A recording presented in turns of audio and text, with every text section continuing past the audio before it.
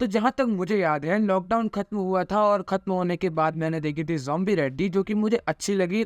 उसके बाद हनुमान आई थी कुछ सालों बाद, मतलब अभी कुछ समय पहले ही। फिर वो मैंने देखी और वो भी मुझे डिसेंट सी अच्छी खासी मूवी लगी। और अब एक और मूवी आने वाली है तेजा सज्जा की, आज से ठीक 1 साल बाद मिराई। और इस चीज से रिलेटेड एक ग्लिम्स निकल कर आया है। ग्लिम्स मतलब एक झलक आई है सामने कि ये मूवी किस चीज के ऊपर आधारित है। अच्छा खासा 2 मिनट का है और काफी कुछ पता चल जाता है कि क्या चीज है ये। पहले तो ग्लिम्स आया है मल्टीपल लैंग्वेजेस के अंदर, हिंदी, तमिल, तेलुगु, मलयालम और कन्नड़ा। वैसे तो अभी तक सिर्फ 5 ही लैंग्वेज में ग्लिम्स आया है, बट जापानीज टाइटल कार्ड भी हम देखते हैं लास्ट के अंदर। और दिखने में तो ये काफी प्रॉमिसिंग और काफी लुक में सिनेमैटिक नजर आता है। Through out all this video हमें समझ आ जाता है कि इस मूवी का मेन प्रीमाइस है क्या। पूरे गेम्स के अंदर हमें एक नरेशन सुनाया जाता है और वो नरेशन शायद कोई तो मास्टर है ये आदमी। पहले तो ये कहानी है एंशिएंट इंडिया की, जब सम्राट अशोक या फिर अशोका द ग्रेट हुआ करते थे, मौर्यन साम्राज्य के सम्राट। और जब वो कलिंगा युद्ध के अंदर गए तो वहां से वापस आने के बाद उनका जो इंटरेस्ट है वो बुद्धिज्म के अंदर ज्यादा जाने लगा और उन्हें काफी कुछ चीजें नहीं रियलाइज हुई। जैसे कि सबसे पावरफुल वेपन जो है वो नॉलेज होता है, यानी कि बुद्धि सर्वश्रेष्ठ हथियार है। नॉलेज को वेपन कहना थोड़ा रूड होगा, बट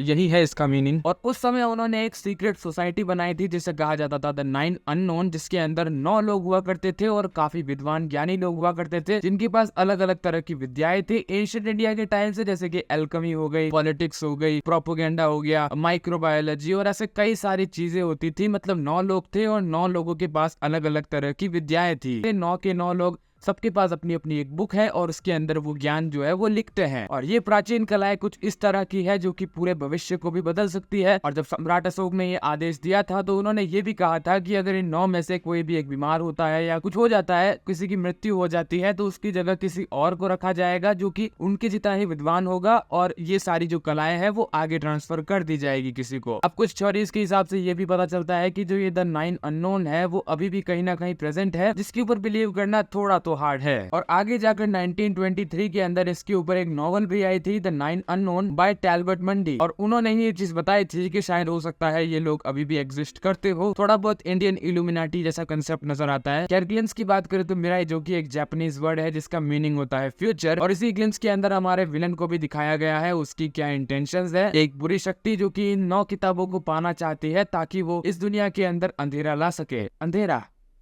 मतलब बुराई ला सके। और दिखती सी बात है उन 9 लोगों ने अपनी अपनी विद्याओं को उस किताब के अंदर लिखा है, तो वो हेल्पफुल तो है ही, पर अगर गलत हाथों में चला जाए तो फिर गलत काम भी होना ही है। पर विलन को जो है वो क्लियरली विजिबल नहीं रखा गया है और थोड़ा चेहरा अंधेरे में रखा गया है। पर हाँ, पीछे हम कुछ कर्टन्स देखते हैं जहाँ पर जापानीज लिखी हुई है, तो शायद विलन का ओरिजिन जापानीज कल्चर से रिलेटेड हो सकता है। Till I am not sure about it. अब इस बुरी शक्ति को रोकने के लिए हमारे पास एक हीरो तो है ही, और वो है तेजा सज्जा जो कि इन विलन्स के साथ लड़ाई करेंगे। विलन से मेरा मतलब है कि जो विलन है और उसके पास जो टीम पड़ी है पूरी, उससे लड़ाई हो। और तेजा सज्जा इस मूवी के अंदर बने हुए हैं सुपर योद्धा, जो कि शायद किसी तरह के योद्धा ही है। जो कि ये उनका नाम है या फिर उनकी पहचान है वो मुझे नहीं पता, क्योंकि काफी जगह पर हैशटैग वगैरह लगाए गए हैं। और मूवी के टाइटल के अंदर भी हम नीचे सुपर योद्धा पढ़ते हैं। और उनका जो पूरा लुक है वो भी आप देखोगे कि हनुमान मूवी में जैसा लुक था वैसा ही है, सेम टू सेम। और उसी में पूरा एक्शन किया जा रहा है, जो कि एक्शन देखा जाए तो ग्लिम्स है तो ठीक ही लग रहा है मुझे। हालांकि मूवी तो पूरी 1 साल बाद आएगी, आज से ठीक 365 दिन बाद। तो एक तरह का एंशिएंट मिस्टिकल ड्रामा जो कि अभी बहुत ज्यादा चल रहा है। जैसे आप मूवीज देखते हो, कार्तिकेय 2, कांतारा हो गई, हनुमान। एक्सपेक्टेशंस तो इतनी मेरी कुछ खास नहीं है क्योंकि अभी ज्यादा कुछ देखा ही नहीं है इस मूवी के बारे में। एक ग्लिम्स आया है, ट्रेलर टीजर कुछ और आएगा, पोस्टर्स वगैरह कुछ लुक रिवील होंगे, तब हम समझेंगे कि हाँ भाई ये क्या चीज बना रहे हैं। बाकी चांसेस है इस मूवी के सक्सेसफुल होने के, क्योंकि मैंने कहा कि इस तरह के जॉनर को भी लोग पसंद करते हैं। कार्तिकेय 2, कांतारा, हनुमान, ऑडियंस काफी अच्छा एंगेज कर रही है इस तरह की मूवी से, सो व्हाई नॉट। ये भी एक उसी तरह की मूवी है। ओवरऑल बढ़िया ग्लिम्स है और नजर आ रहा है कि जो मेकर्स है वो इंडिकेट कर रहे हैं टू ऑल मूवी लवर्स की देखो कुछ ग्रैंड और एपिक जो है वो कमिंग सून है, जल्द ही आ जाएगा। तो आपको ये ग्लिम्स कैसा लगा कमेंट में जरूर बताना, और क्या क्या एक्सपेक्टेशंस है आपकी